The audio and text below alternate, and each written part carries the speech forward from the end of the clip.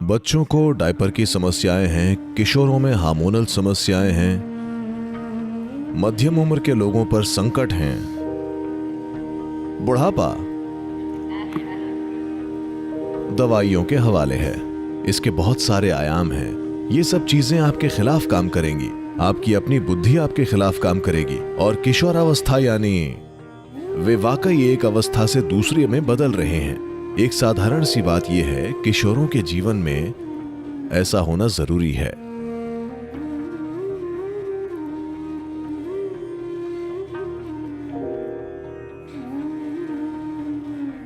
नमस्कारम सद्गुरु, क्या आप इस पर कुछ प्रकाश डाल सकते हैं कि दुनिया भर में इतने सारे युवा एंजाइटी डिसऑर्डर से पीड़ित क्यों हैं? किशोरावस्था यानी जीवन का बसंत काल। अगर आपको बसंत काल में परेशानी हो रही है तो मैं कल्पना कर सकता हूं कि आप सर्दियों को कैसे संभालेंगे।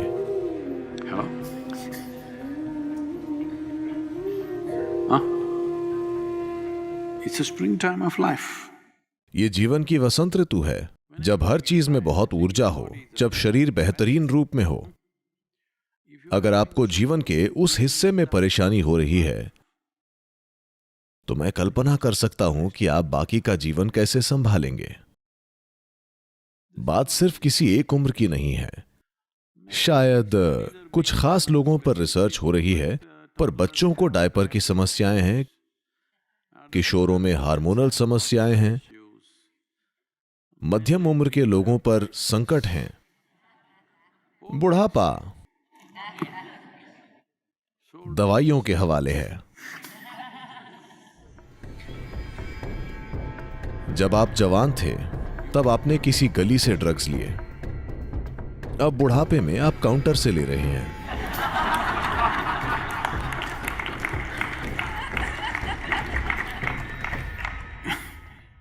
ज्यादा कुछ नहीं बदला है, बस बात कानूनी हो गई है। सब कुछ कानूनी हो रहा है। Hello? बहुत सी चीजें जो कानूनी नहीं थीं अब कानूनी हो रही हैं, है ना? तो ये किसी की परेशानी का मजाक बनाने की बात नहीं है, पर आपको यह समझना होगा कि हो क्या रहा है। इसके बहुत सारे आयाम हैं। मुझे नहीं लगता कि मैं कुछ मिनटों में उन सभी की बात कर पाऊंगा, पर आपको बस एक नजरिया देता हूं। देखिए, बाहरी दुनिया से आप 5 स्रोतों से ग्रहण करते हैं। 5 द्वार हैं। आपकी आंखें, आपकी सुनने की शक्ति, आपकी सूंघने, चखने और स्पर्श की शक्ति। जीवन का सबसे सरल पहलू यह है, मूल रूप से आपकी आंखें 12 घंटे उजाला, 12 घंटे अंधेरे के लिए बनाई गई हैं। स्टारलाइट या चांदनी ठीक है। अब जीवन में जितने पल भी आप जगे हैं, रोशनी आ रही है, अंधेरा बिल्कुल नहीं है। और आवाजें, जरा कल्पना कीजिए कि आप यहीं रहते हैं। यहां आज भी ऐसा ही है। अगर आप आश्रम में रहते हैं तो सब कुछ शांत होता है। अगर आप यहां रहते तो बस कभी कभी कोई आवाज होती है, वरना आमतौर पर शांत। कुछ कीड़े शोर करते रहते हैं, ये वो, बस और कुछ नहीं। अभी 24 घंटे कुछ चल रहा है। गाड़ियां चल रही हैं। अमेरिका में हर जगह हमेशा कोई मशीन गूंजती रहती है। ये ऐसा है, अगर मैं यहां 6 या 8 हफ्ते की यात्रा करता हूं तो ऐसा लगने लगता है It becomes like boom, something is going on in any. जैसे कुछ चल रहा है। किसी भी इमारत में बैठिए, कुछ न कुछ चल रहा होगा। भारत में आश्रम वापस जाने पर अगर मैं बैठ जाऊं तो बस स्थिरता होती है, बिल्कुल स्थिरता। आपके सिस्टम पर उसका जबरदस्त असर होता है। पर यह भनभनाहट जो चल रही है, देखो यहां भी चल रही है। मैं अभी भी अपनी बात पर टिका हूं, पर मुझे पता नहीं, शायद मुझे बताए बिना वहां पहले ही लगा चुके होंगे एसी। मैंने कहा था आश्रम में, कॉटेज में एयर कंडीशनर नहीं होंगे। मैं ऐसा इसीलिए कह रहा हूं कि आप एक योग केंद्र में आते हैं क्योंकि आप Bring your system to a certain level of. अपने सिस्टम में एक तरह की स्थिरता और संतुलन लाना चाहते हैं, क्योंकि संतुलन के बिना आपके पास चाहे जितनी भी प्रतिभा हो, बुद्धि हो, क्षमताएं हो, संतुलन के बिना आप कुछ नहीं हैं। ये सब चीजें आपके खिलाफ काम करेंगी, आपकी अपनी बुद्धि आपके खिलाफ हो जाएगी। तो हर समय ध्वनि और गूंज मौजूद है। जैसे कि ये काफी नहीं है, लोग हेडफोन पहने हुए हैं और हर समय Dang, dang, dang, dang. They call it music, but वो इसे संगीत कहते हैं। पर संगीतकार संगीत बजाने की जहमत नहीं उठाते। आपके कानों में बस मशीनें हल्ला करती रहती हैं हर समय। ठीक है, शायद ये आपके आसपास के लोगों को सुनने से बेहतर हो। शायद आपको लगता है कि ये आपके आसपास के ऑटोमोबाइल शोर से बेहतर है। non-stop.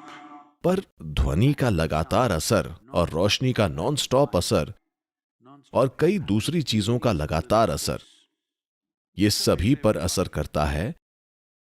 और किशोरावस्था यानी कि वो वाकई जल्दी से एक अवस्था से दूसरी अवस्था में बदल रहे हैं, ये वो समय है जब एक बहुत ही स्थिर माहौल होना चाहिए। ज्यादातर लोगों के पास इतना स्थिर माहौल नहीं होता। एक बात है वो अलग अलग चीजें जिनके बारे में मैं बता चुका हूं।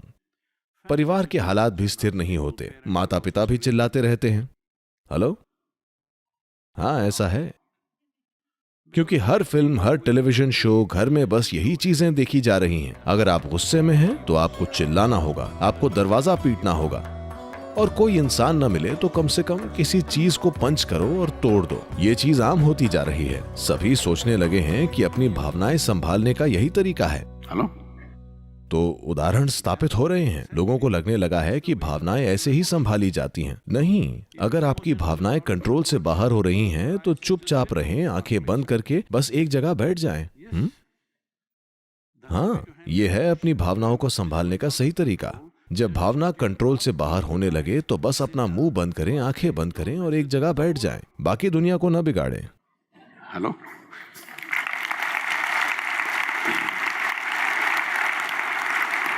कम से कम इतनी जिम्मेदारी तो आपको लेनी चाहिए, जब आप कंट्रोल से बाहर हों तो दुनिया को मत बिगाड़िए। अपनी बकवास अपने पास रखें, इतना तो आपको करना चाहिए, है ना? नहीं, हर जगह लोग ये करके दिखा रहे हैं कि अगर आप भावुक हैं तो आपको यहां वहां लातें मारनी है, कुछ न कुछ तोड़ना है, किसी व्यक्ति पर या कम से कम दीवार पर कुछ फेंक कर मारना है। तो ये सब मुझे बताएं। मान लीजिए कि कोई टेलीविजन और सिनेमा नहीं होता, तो आपने अपने जीवन में कितनी बार किसी को गोली मारते देखा होता। पर अब आप सिनेमा और टेलीविजन देख रहे हैं तो आपने कितनी शूटिंग्स देखी हैं? सैकड़ों, हजारों शायद, है ना? आपको लगता है कि इसका कोई असर नहीं होगा। इतना ही नहीं, 5 साल की उम्र से वे गोलियां गोलियां और गोलियां ही चलाना सीख रहे हैं, शायद सिर्फ स्क्रीन पर कभी उन्हें स्क्रीन छोड़कर बाहर असली काम भी तो करने हैं, हाँ या ना? अब मैं ऐसी कई बातें बता सकता हूं। इस मॉडर्न लाइफ के नाम पर हम ऐसी अनगिनत चीजें कर रहे हैं और जीवन को बिगाड़ रहे हैं। सिर्फ किशोर ही नहीं, हर इंसान इंजन बन गया है, क्योंकि किशोर अभी भी आपके साथ हैं, इसीलिए आप शिकायत कर रहे हैं। माता पिता शिकायत कर रहे हैं क्योंकि बच्चे अभी भी उनके साथ हैं। जब वे बाहर जाते हैं तो उनके पति पत्नी शिकायत करते हैं, उनकी कोई नहीं सुनता। Hello? यही गधे बाहर जाकर शादी कर लेते हैं और बच्चे पैदा करते हैं। हेलो, हाँ या ना? शायद उम्र के साथ अगर वे थोड़े कम ऊर्जावान हो जाते हैं या कम से कम शाम में शराब पीते हैं और लंबी नींद में चले जाते हैं, या तो वे कहीं बाहर पैसे कमाते हैं और जब वे घर आते हैं लंबी नींद में चले जाते हैं। ऐसे में सभी सुरक्षित हैं। पर यह जीवन चलाने का तरीका नहीं है। अगर आप जबरदस्त तरह से जीवंत हैं, You should not be damaging to any life around you. That's life. Hello? तो भी आपको आसपास के किसी भी प्राणी के लिए खतरा नहीं बनना चाहिए। यही जीवन है। अगर आपके खतरा ना बनने का इकलौता तरीका नशा है तो ये एक अच्छा जीवन नहीं है। हेलो। अब ये जीवन का एक ऐसा चरण है जब बदलाव बहुत तेजी से हो रहे हैं। जो भी असर धरती के हर जीव पर पड़ते हैं, सिर्फ मानव जीवन पर नहीं, धरती के हर प्राणी पर, शायद किशोरों पर वे असर थोड़े ज्यादा पड़ते हैं, या शायद आप जितने ही पड़ते हैं। बात सिर्फ यही है कि आपको लगा वे आपके छोटे से प्यारे बच्चे हैं, पर अब वे जेनेटिक गुण दिखा रहे हैं।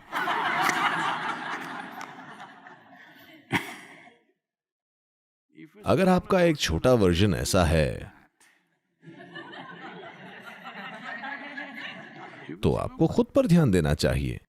एक सरल सी बात यह है, If every human being knows simply how to sit still, just a few minutes a day, कि अगर हर इंसान दिन में सिर्फ कुछ मिनट स्थिर बैठना जानता हो, कोई महान आध्यात्मिक साधना नहीं, बस बैठे रहना, अगर ऐसा हो जाए तो दुनिया कई मायनों में बदल जाएगी। पर फिर भी हमें बाहर के असर को संभालना होगा। ये असर बहुत ज्यादा है। आप अपने घरों में ऐसा कर सकते हैं। जहां मैं रहता हूं, ज्यादातर समय मैं कभी लाइट नहीं जलाता। अगर मुझे कुछ पढ़ना या कुछ और करना हो तो आप देखेंगे कि आपकी आंखें एडजस्ट कर लेंगी और आप आसानी से काम कर लेंगे, सब ढंग से होगा। या अगर आपके लिए जरूरी हो तो एक दो दियों से थोड़ी सी रोशनी हो जाएगी, जिससे आप आसानी से चल फिर सकेंगे। हमेशा तेज रोशनी मौजूद होना आपके सिस्टम को परेशान करती है, क्योंकि इनपुट बहुत ज्यादा है। अपनी आंखों और कानों पर पड़ते असर को कम कीजिए। पहले अगर आपको रंग देखने होते थे तो सूर्यास्त का इंतजार करना पड़ता था, कहीं बैठकर बस इंतजार। फिर एक शानदार रंग आया, पर आप अपने फोन देख रहे थे तो वो चला गया। but today you turn on the television, पर आज आप टीवी चलाते हैं तो ब्रह्मांड का हर रंग आपकी ओर फेंका जा रहा है लगातार। इनका बहुत गहरा असर होता है। रोशनी, आवाज और रंग। अगर आप अपने और अपने बच्चे के जीवन में बाहरी असर को कम कर देते हैं, किसी न किसी तरह से, जो भी जरूरी है वो करें, आप देखेंगे कि बच्चे बहुत ज्यादा संतुलित तरीके से बड़े होंगे। ये एक सरल सी चीज है जो आप कर सकते हैं। किशोरों के जीवन में आपको लाना होगा थोड़ा सा हठ योग, जिससे ज्यादातर किशोर अपने जीवन के इस चरण को आसानी से पार कर लेंगे।